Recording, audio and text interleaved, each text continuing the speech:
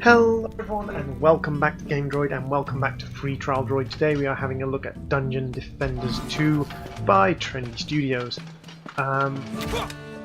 This is a game that's had a little bit of controversy over it because the original game, Dungeon Defenders 1, was a pay-to-play, it was a released title, and then a Defenders deal or a Defenders deal on this game, which was you paid for early access. Now, a lot of people were confused by this. A lot of people didn't realise that paying for early access, the game was going to be free to play.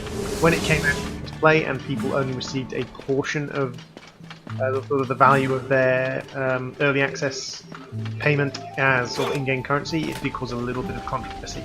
Other than that, it is not a terrible game. It contains a lot of what you'd expect. It contains shops for the different characters, it contains different missions, campaigns, multiplayer elements. It is pretty much what you'd expect. There's a pay-for currency, so this unlocks 5 random shards, but it's pretty standard. So here we have our two sort of characters at the moment, the Droid, and you can see that I've collected a whole bunch of items which I can, if I choose, equip onto my characters. So this clipping slightly outside the top there, but that's because I've got it set on a smaller thing. So there we go, we can equip a stat there that increases my hero damage and increases my storm damage. You can also equip a sword, 7, hero damage 36. Hero damage 120. Not for current hero. Equivalent on monk or initiate. So we have a nice high-powered staff for what required level? Level 4. One level 2 low. But we do have monk initiate. Okay, so we've got the flesh peeler, which is 36, 30, 24, 37, 24, 26. This one seems to be the better one. And we also have a molten lockbox. So we can open that for a key or for 150 gems. And you can see that it contains potentially obsidian spines, obsidian great horns, and a lithic crest, which are cosmetics. So pretty standard design so far. We can buy additional bags, again for pay for currency, or we can max out our bag slots. So it's a pretty standard free-to-play game. Now, we're all used to the free-to-play model, we're all used to this kind of design, this kind of shops and things, but how does the actual gameplay fit together? Well, as someone who played the Dungeon Defenders 1, the gameplay is similar, but it's lacking a certain flair from the original. So let's just create ourselves a Dragonbriar game. Let's create a public game for a campaign normal Dragonbriar. You can create games, you can create public and private games, you can lock things to just your friend list, you can join other games. It's all pretty standard as far as things go. Loading times are a little bit long, but it is a large free-to-play game, and loading times can be expected to be quite long in free-to-play games. So here we have our map. We can see where the enemy are going to be entering. Over here. And we can see where our core is, up there. And this is our crystal cart that we've got to be our main defense. And then we have these sort of great control sub-defense points, which are going to be opening things to make things more difficult for us.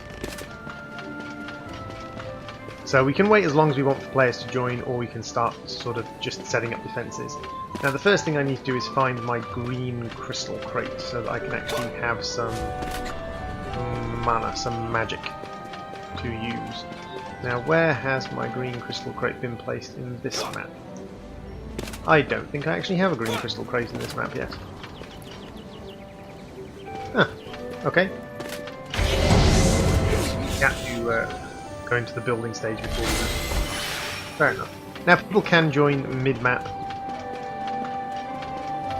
So we can see where people are going to be coming from. how many are going to be coming from. We're going to get 16 bombers and 16 goblins, 2025 warhogs, 2025 warhogs. And we have to do something to defend these areas. The first thing we're going to set up a couple of cannons up here.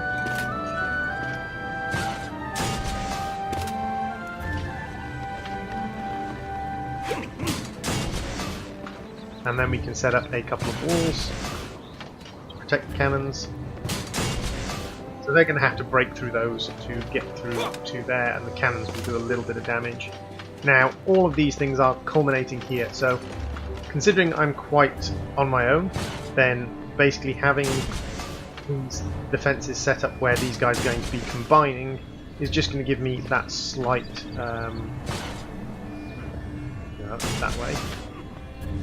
That slight advantage. Now what I can do, and what I plan to do, is I can switch over to my other character, my monk, and I can put down a couple of these charms. Now these things make fighting easier.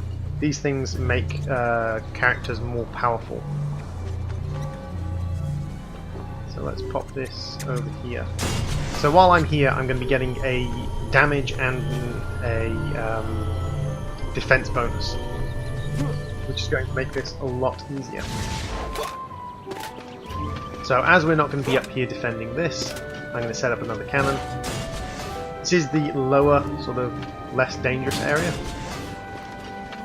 And we've got enough for one more cannon, so we will pop that up here, because we're going to be manually defending the other area. So that's the area that needs to protect itself.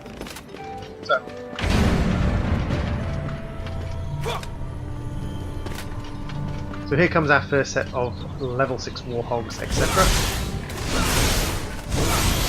And we're actually going to use our special abilities to take these things out reasonably quickly. Now we do have to keep an eye on our HP.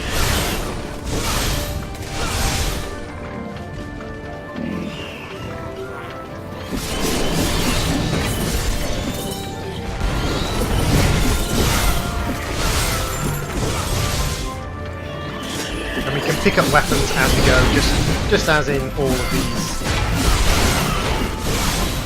Dungeon Defender style games.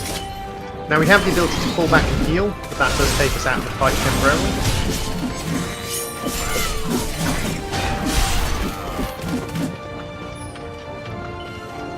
But as you can see, pretty standard basic design for this in general. Now we can fight with either of our two heroes.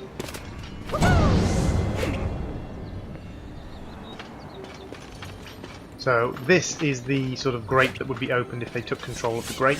We'll go and have a look how our defences sort of worked up over here. Let's have a look. We've taken a few light knocks.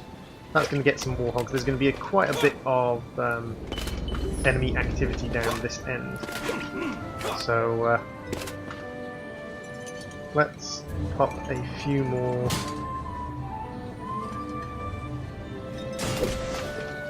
turrets on here to defend, because there's going to be quite a few things coming through here, and again I'm going to be defending the other area by myself, so I want that area to be reasonably well defended.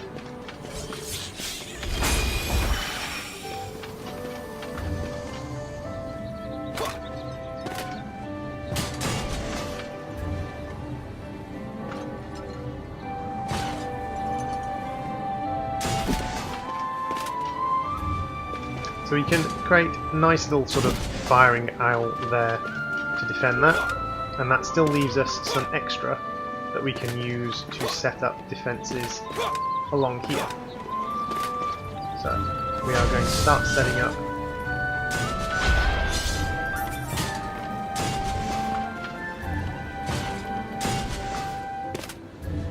a run of cannons all along the top here, going to act as our kind of sort of overshot to defend us from the incoming enemies. I like a little bit of tower defense. Like, my tower defense is really my bag. I like myself a bit of tower defense.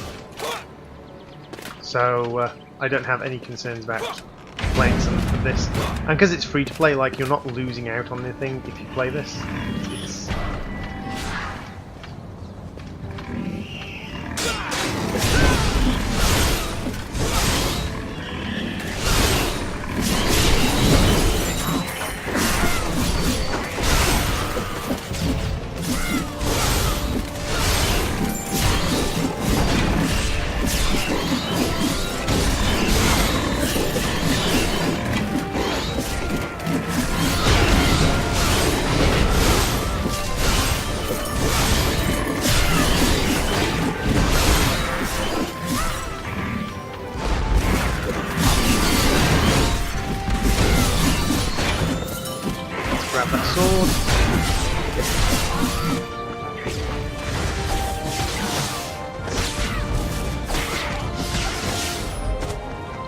We'll make sure we grab the green crystals because we want to be able to build things with them.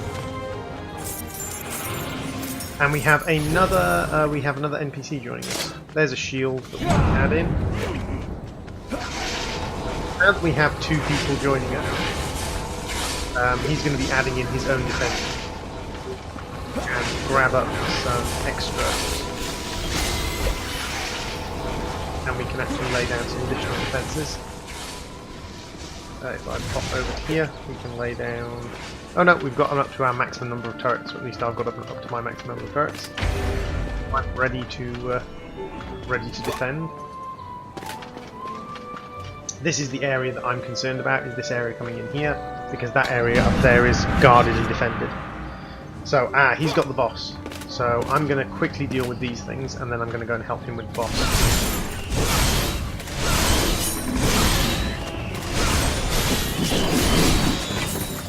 So that's these things dealt with. I'm going to pop some HP up. And then we're going to... Ooh, they've gotten on top of the control. They broke through my defences.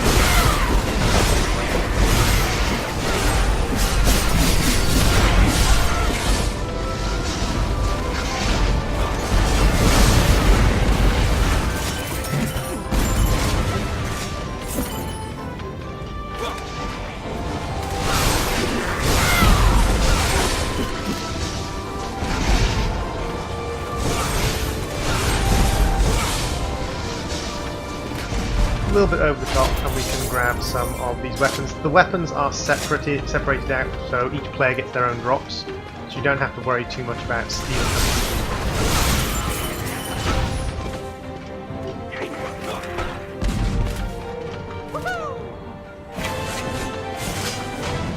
There we go.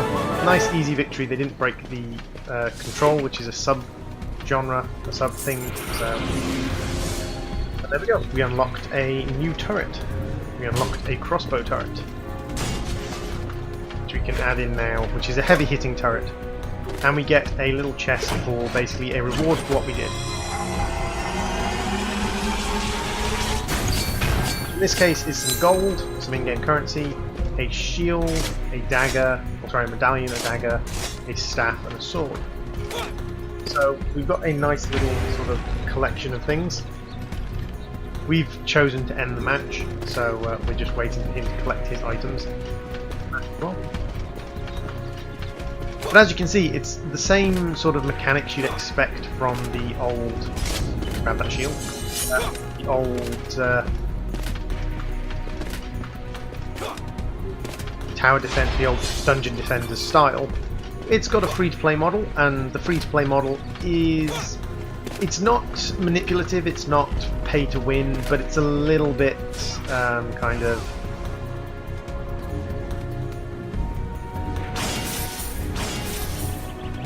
It's a little bit less cheap and effective. See, if he would press G, this would end. But...